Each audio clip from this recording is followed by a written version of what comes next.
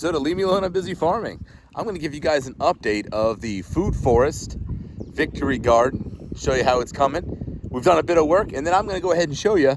We're going to do a raised bed area for more seasonal veg, a little more traditional style gardening or growing. So I'll give you a tour, give you the updates, and I'll show you the expansion.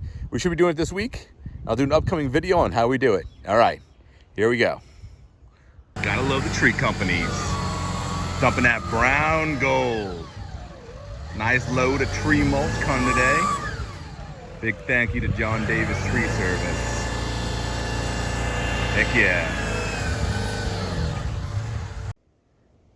Let's start with today. The Arborist Tree Company dropped off, I want to say, a good 8 to 10 yards of this tree mulch. Good stuff. Right up here, I had to tell them to scooch on over. He almost dumped it on the loquat. So that was one of the first ones that I had planted, the loquat.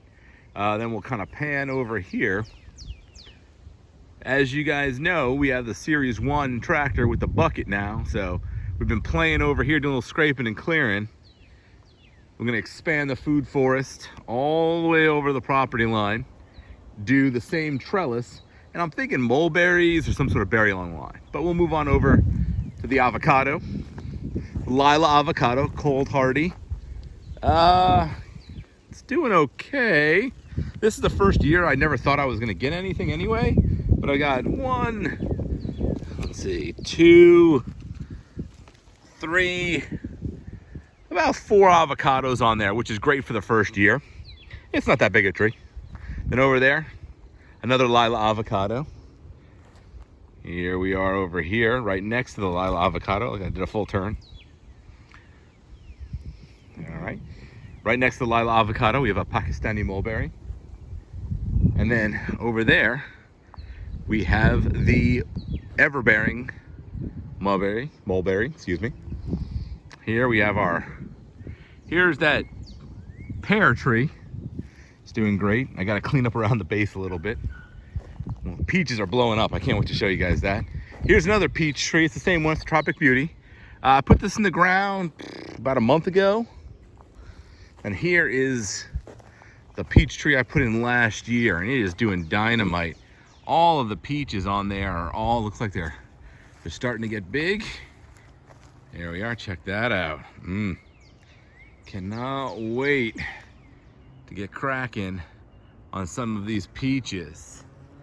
All right, over here, we got a little elderberry action.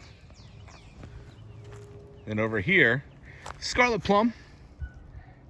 Doing well. I put this one in October. It was a smaller plant. But over here, boom, same kind of plum.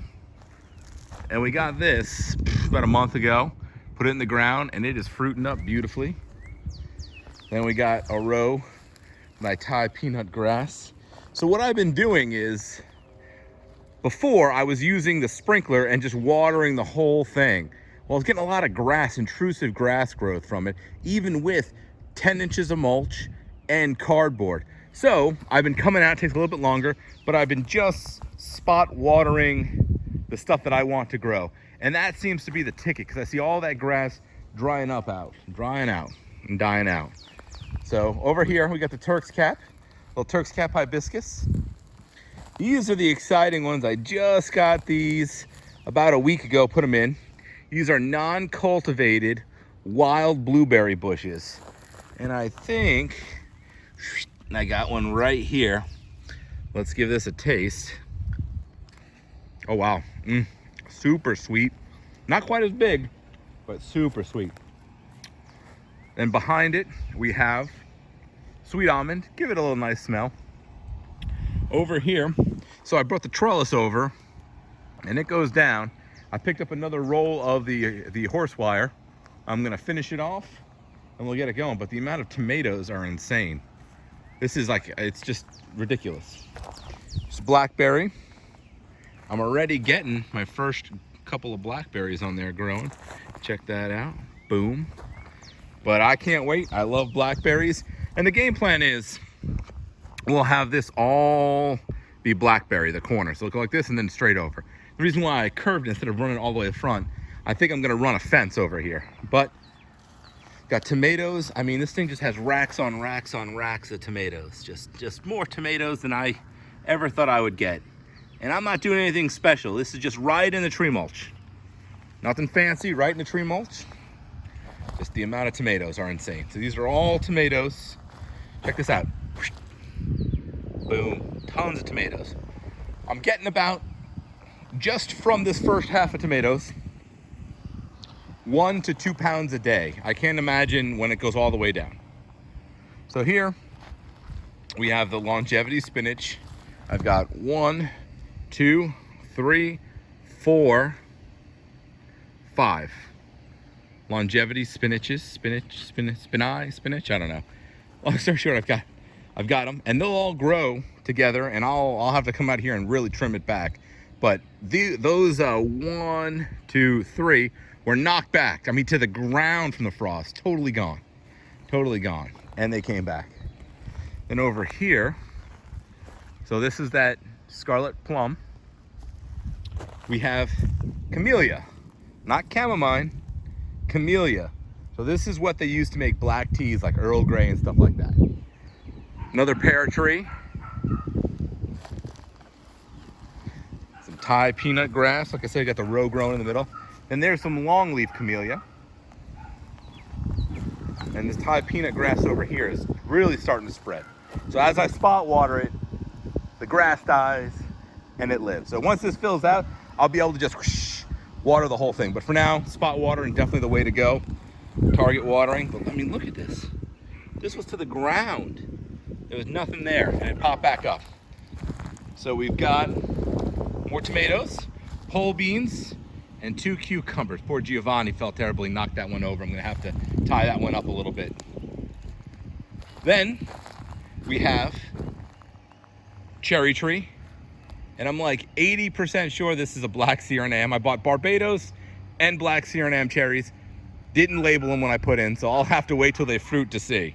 So we got cherry here, either Suriname or black or Barbados. And then over there, another cherry tree.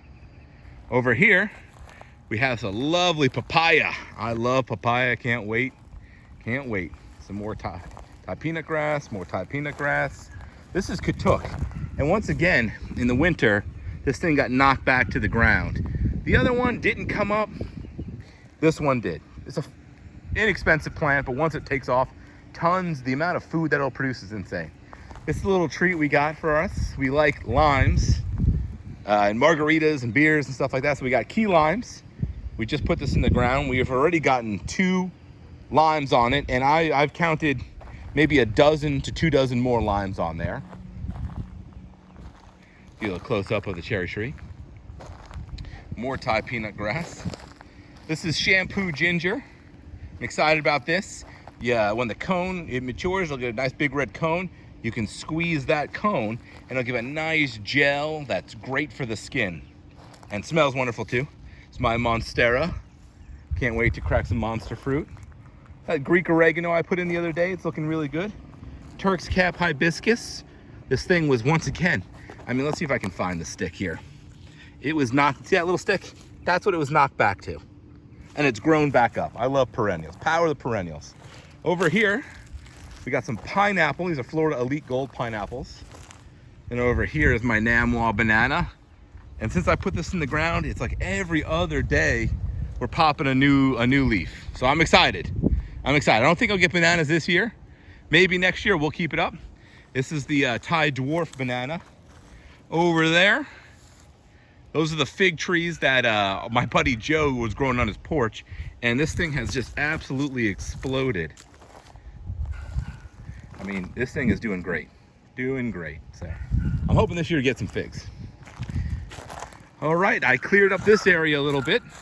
And I think this is gonna be my chop and drop production area. I'm gonna propagate some more of this Mexican sunflower. It does really well. I mean, you can see here where I cut it back and I stuck it in the ground over there in the tree mulch, and it grew 3 beautiful plants.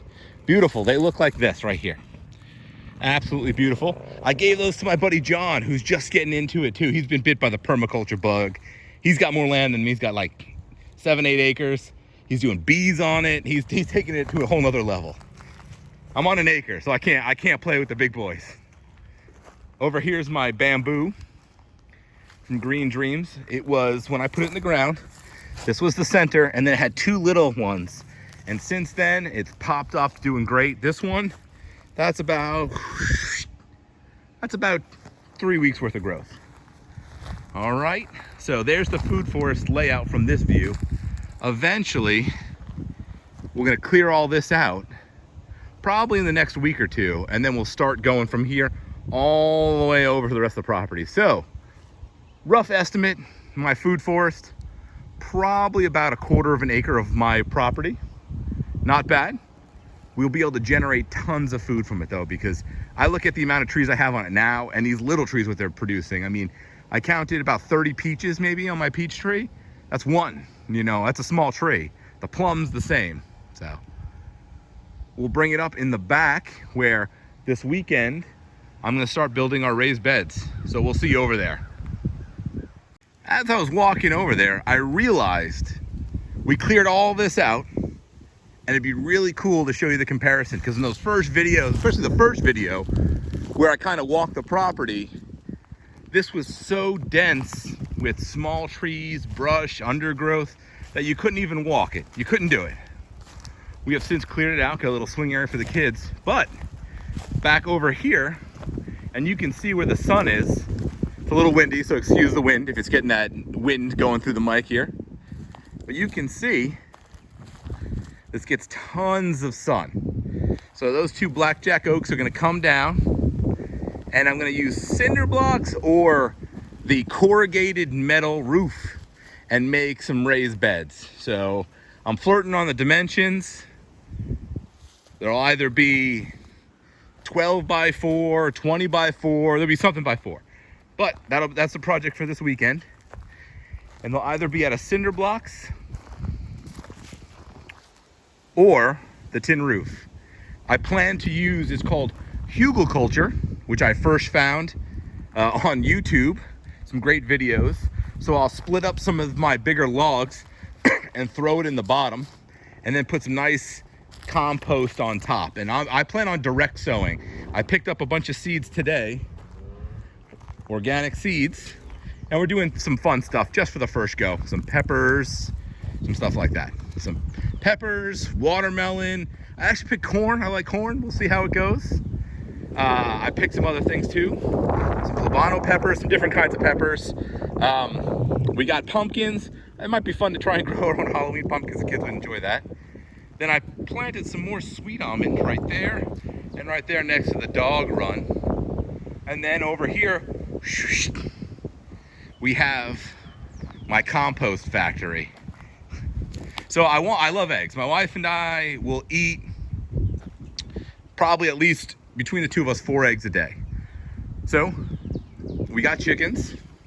This seemed like the perfect time, especially because I was home, so I could really kind of get it set up to where it's very low maintenance.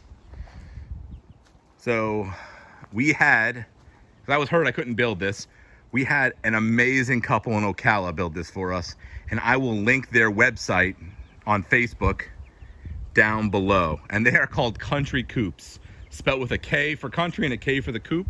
Sherry is the, she's like in charge.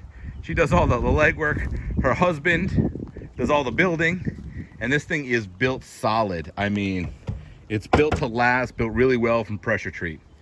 So I also did a automatic water refill system with these cups. These cups are like float valves. They will automatically cut off when they're filled, and as they lighten up, they refill. In here, I have their food, all the chicken feed, and this keeps it nice and dry. I just pour it right in the top here, and boof, they got great dry food. The coop is over here, and we'll show you the inside. Oh, the girls are inside right now. I've done some slight modifications to it to make life a little easier, because right now I'm still in the boot, so I don't have anything to really kind of go traipsing through the chicken area with it, keeping it clean, and I walk in the house with the boot. So another week I'll be out of the boot. As you can see though, they've got some nesting boxes in there. Let's go a little closer. Some nesting boxes. Let's see. They love to sleep in those boxes. And then they've got a whole nesting area over there. So, to make it easier to open and close, I use just some of this green, nice, simple, braided metal wire. I put a pulley in there so I can close it. And then boom, I can shut the door. Which I don't know if you can see that or not. Let's see if I can take the camera. There it goes. And then I pull it open in the morning and then boom, open and closed, easy access. Greens, they absolutely love greens. This is some of that longevity spinach. I've just been taking like a handful of this and I kind of toss it in there and they go to town on it. They absolutely love it. I'll toss some of it in there and there we go. They go crazy for this stuff. But I mean, apples, grapes, they've been getting all kinds of stuff. Doing mealworms, but I mean, look, they love it. They absolutely love it. So that pretty much rounds us out. I will strip there. That pretty much rounds us out for the food forest over there, the chicken coop for eggs and compost, and our raised beds. There's one more little thing update I'm gonna show, and that is my star fruit. Now, when we cleared this out, we accidentally hit it with the mower and it knocked it over. It didn't break the roots, but it knocked it over. It shocked it and it dropped all of its leaves. I've been kind of babying it, kind of giving it some water, give some other loving, and it's coming back nicely. But hopefully next week we'll have a new video for you. And in that we'll show you how we built the raised beds. All right. And remember guys, leave me alone. I'm busy farming. We'll see you next time.